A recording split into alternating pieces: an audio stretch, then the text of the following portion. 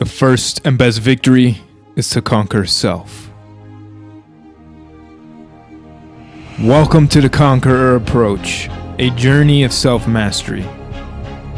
To cultivate our mind, body, spirit, financial literacy, and allow our light to shine upon the world. Brought to you by me, your host, U.S. Navy submarine veteran and entrepreneur, Musa Mikkel. Let's conquer.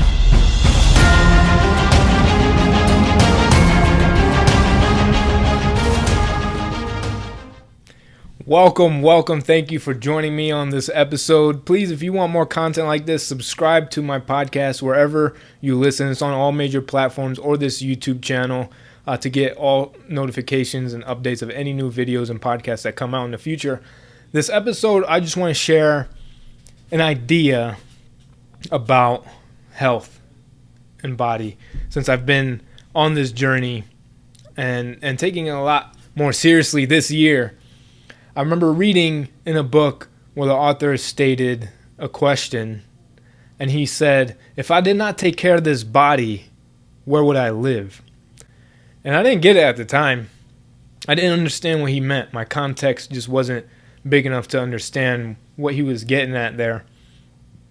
But then I realized he was talking about his body being his vessel, his temple. The physical body is a vessel for your spiritual body. And I understood if you don't have this body, your spirit's not here no more, right? This is our only body to live on this journey. It's our only vessel where we're going to get here. And it made me ask, what is my body worth?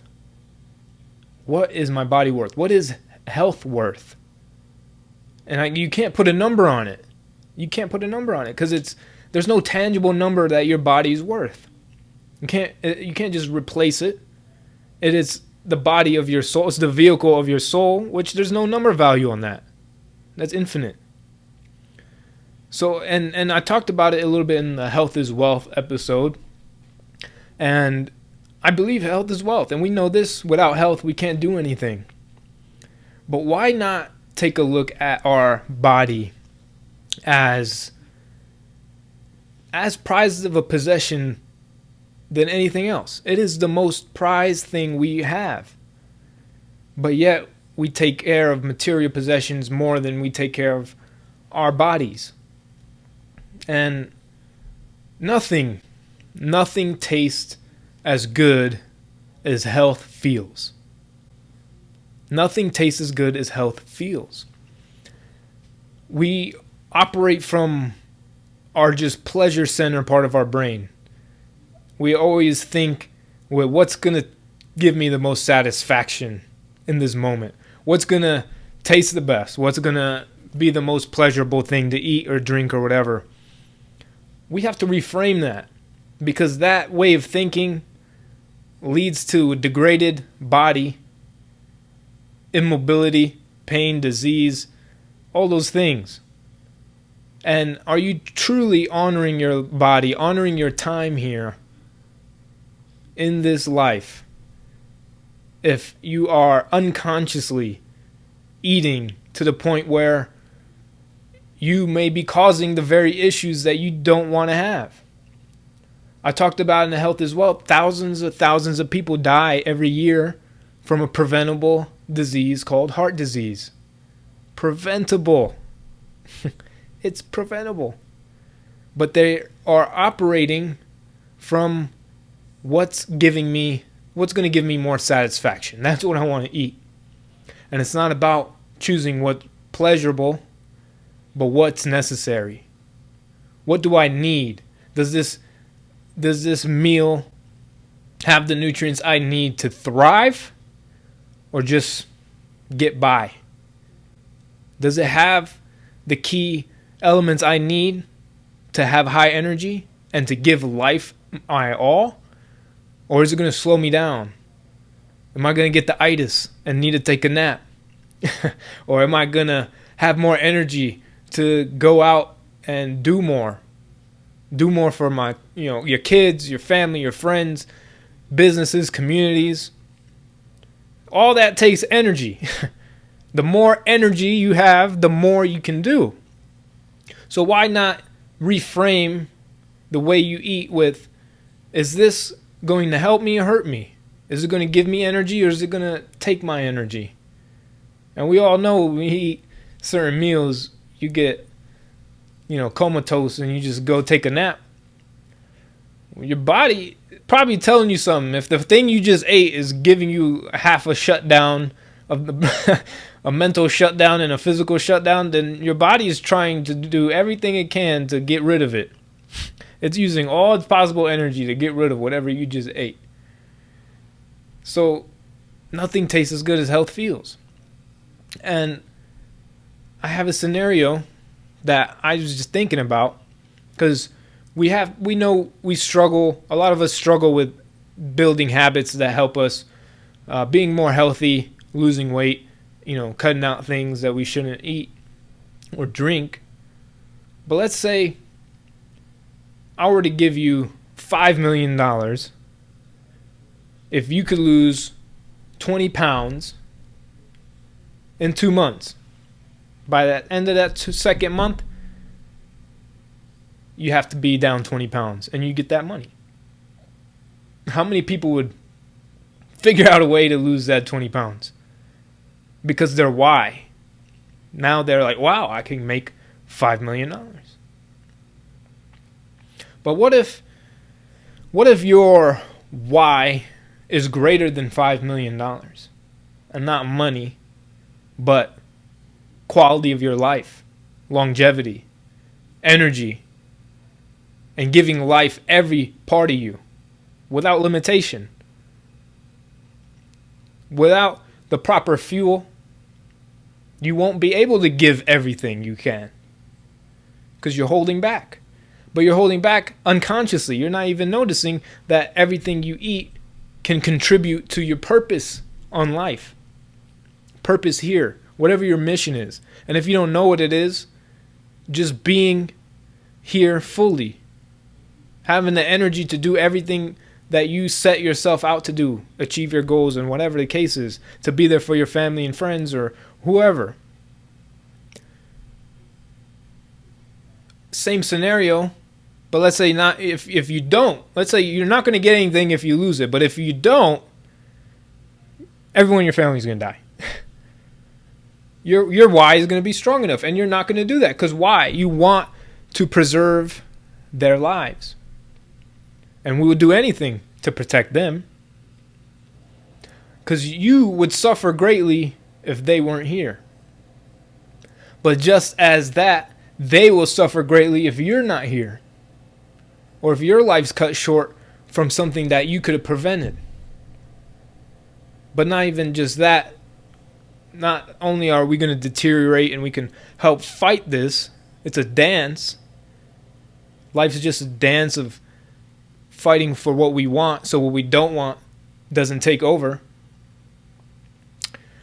And you would still do that. But think about it in the aspect of if you were to eat healthy, be healthy, live, and make that lifestyle adjustment. How does that help everyone around you? How much more can be received? How much more of your gift can you share? Think about the suffering that your friends and family have to go through if something happened to your health from something that was preventable. Granted, there's always going to be things that happen. Or there's always going to be accidents. There's always going to be things we can't control, we couldn't have prevented. But there are a lot of things that are. We can fight off a lot of the diseases. Most diseases that we have in this day and age come from lifestyle choices, lifestyle habits. And if that scenario was ever the case, you would figure out how to change because it's a must. And that's what it has to be. It has to be a must. But it can't come from external. It doesn't have to be someone giving you millions of dollars or someone threatening your family or you. But it should be because you want to live this life fully. And you want to be able to give everything you possibly can. So when you do go on, when that day comes, the inevitable day, you can look back and say, I gave it all I could. And I even ate healthy so I can give even more than I thought I could.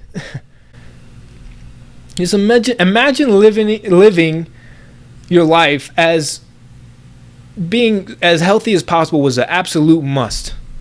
Sometimes people wait until they get diagnosed with a disease to be like, oh wow, I should probably eat healthy now. I should probably, go out for a walk and like stretch and do other things. I should probably, eat vegetables now. But imagine if you lived that way, as if having the best possible health was an absolute must. Imagine the quality of life you would have, the energy, the mobility, the vibrancy, the vitality. I see a lot of people who are, I don't always know the story, but I see a lot of people who aren't that old, hobbling around, limping around. Granted, they could have some issue with them that I don't know about, but it's so often that we see people, or we are the people, or we know people who have all these pains and aches and their bodies falling apart, and they have this excuse saying, I'm getting old. And granted, when you do get older, you have more pains. I understand. But then you see the 98-year-old man in Japan who runs a marathon. But the 35-year-old is limping because he has bad knees, because he's so inflamed. There's a difference there in lifestyle. It's not just he got good genes and I got bad genes. That's all BS. That's all an excuse. Because you have so much more control over your body you even realize until you start tapping into what really makes your body thrive. Most of the pains that we have, they can go away with proper stretching, exercise, and nutrition, and hydration, and supplementation, whatever. But we have to look at it from this lens of, I have this problem. I always have these headaches. I have back pains. I have whatever pains. Instead of thinking, what can I take to remove this problem? Think about, well, what possibly caused this problem, and how do I get to the root cause of this? Instead of taking painkillers for your back pain, what can I do to remove the pain completely and live pain-free? Because that's possible. You don't have to cause yourself suffering. There's always going to be unavoidable suffering. Viktor Frankl wrote a whole book about unavoidable suffering and how to find meaning and happiness in despite of it. But we already know there's going to be unavoidable suffering. There's no reason to cause more suffering. And the worst part is we're causing ourselves more suffering without even realizing that everything we eat becomes a part of us. Our cells are renewed by the nutrients that we put into our body.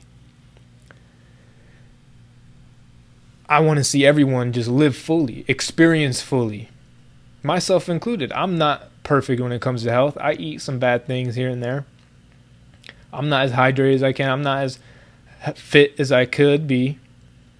But it's all about living consciously and progressing and knowing the effects of what you're putting your body through. A lot of times people will have all these pains and aches, and then it's like, well, have you ever stretched? It's like, yeah, I stretched like 49 years ago. It's like, no wonder your legs hurt. Like, stretch. Take care of your bodies. Our bodies deteriorate regardless, and we have to fight that, and we consciously can fight that, right? Because our body ages from a process called oxidation, and there's things called antioxidants, which is present in all vegetables and fruits, that help your body fight oxidation. And then that means you can age slower. We can slow the aging process with a healthy enough diet, right? Many people have these chronic diseases that are preventable. I talked about it in that Health is Wealth episode, but why allow that? Stop blaming your genes or whatever, family history, whatever the case is, and start taking control of what you can control. There's going to be aspects where you can't control, but majority of health issues come from lifestyle aspects that we can control. And you can't just go and buy a new one. Imagine if you had one car. You turned 18 and you got a car, and then you were told there was no way to get a new car for the rest of your life. This is going to be your car till the day you die. You have to make this car last as long as you. If that was the case, you would do everything possible to make sure this car doesn't die. You make sure the engine's always running properly. You get the best maintenance. You get preventative maintenance. Anytime there's an issue, you get the quality parts to replace it. You take care of it. When the interior goes bad, you replace it. Whatever paint goes bad, you repaint it. New tires every year or two. Whatever the case is, you make sure, if that was the only car you're ever going to have, you take the best possible care of it. But let's say our bodies are worth way more than that car. And you get one when you're born, and it's the only one you're going to get until you die. But we're not going to take care of our body with the same love and care that we would this vehicle. That doesn't make sense. We should be taking the best possible care. We should be putting the best quality food, doing the preventative maintenance, doing the exercises, doing the stretching. Even if it's small, just do something. Walk. Start with one push-up, one sit-up. And then that will gradually get bigger and bigger, that number. And then you can, if you start with a walk, one lap around the block, and then 2, and then 3, and then 5, and then 10, and then you just keep growing and you keep progressing. You fight that atrophy from happening. There's a difference between having a traumatic accident and an unavoidable disease and just letting your body atrophy to the point where you can barely move. And it's sad to see that. But we have control. Don't blame life. Just understand, be conscious of your health. Be health conscious. Take those steps. Start small. Build habits that promote your life, your quality of life, your vitality, and your energy. Love yourself. Self-love isn't just about being happy, but it's doing what is necessary to honor your body in the highest possible way. And I believe in that. And if you want to be able to love to the maximum potential, be everything you could possibly be, you need to take care of your bodies to the maximum potential so your body can allow you to experience that type of life that you want to design and create for yourself. Your body is your home. Love it, treat it, take care of it. It will translate, that love will translate to others by the degree and level that you love your body at. And, think about it. I go hiking all the time, and sometimes I see really old men and women hiking, and it's just like, that's awesome. They're still hiking. They're in their 70s, 80s, and they're still up there climbing mountains. And I was like, I want to do whatever I can, to be able to be in that position when I'm 70, 80, still able. Unless there's something else out of my control that takes it from me, I'm going to do everything in my power to make sure I could climb a mountain when I'm 80 and 90 or whatever. And that always inspired me, that there are people who are older who didn't say, oh, I'm just getting old, let me just be in pain and suffer. They're like, no, what can I do to make sure I can still enjoy these walks, these hikes, these moments, have the energy to do all these things, travel, whatever the case is. Be there for your kids, be able to play with your pets, whatever. Walk your dog, and not just make your dog suffer because you're too lazy to walk. Right? So don't depend on doctors to just fix all your problems. Take control of it, because you have way more power over your body than the drugs that doctors prescribe. And after all that. Those drugs don't solve any issues. They just mask. They just block your ability to feel. But use those feelings, use that pain. You listen to your body, understand that when you have a headache, when you have these aches, when you have these pains, when your stomach hurts, when you get heartburn, they're all signs. They're all alarms. Your body is screaming at you and you don't want to listen. Instead, you tell, hey, doctor, how can you turn this alarm off? Instead of, what is causing this alarm? Because it takes some introspection, it takes some reflection. And maybe a doctor might be a good person to go to for the immediate relief, but follow that up with a nutritionist or a dietitian to explain how you can reverse that issue or actually prevent it. There's so many things out there that are caused by nutrition. With that, live fully, do everything you can to take care of your body, and do not neglect it. Live and eat as if your life depends on it, because it does. And I recommend the book, The Power of Habit by Charles Duhigg. It's an amazing book to understand how habits are operating in your brain and what you need to do to interrupt and break certain habits. How to stop living subconsciously, being a victim of your habits, and to empower yourself to create new habits that actually promote your health and longevity. With that, thank you for tuning in.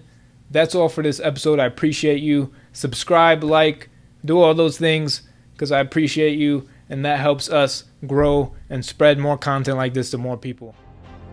That is all for this episode. Thank you for tuning in. If you found any value in this episode, someone you know will also. Please share, subscribe, leave a rating and review so we can reach more people, have a farther ripple, and a larger impact. Stay grateful. I appreciate you. And remember, you are a conqueror.